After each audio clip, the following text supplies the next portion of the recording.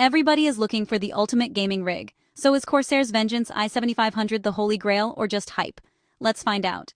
The Corsair Vengeance i7500 is basically the treat-yourself of gaming PCs. You get monster performance. Think 240 FPS in Cyberpunk at 1080p and 145 FPS at 4K if you go for the top-tier model. And unlike most pre-builts, Corsair actually uses legit, off-the-shelf parts. No weird proprietary nonsense, so upgrades are easy. You're also getting a whisper-quiet liquid cooler and super clean RGB looks, all with barely any bloatware. But here's the catch. You're paying a convenience tax, about $100-200 more than if you built it yourself. Ouch. Pros? Killer performance, easy upgrades, and a warranty that'll calm your tech anxiety. Cons? Premium price, chunky size, and base storage that fills up way too fast. So, worth it?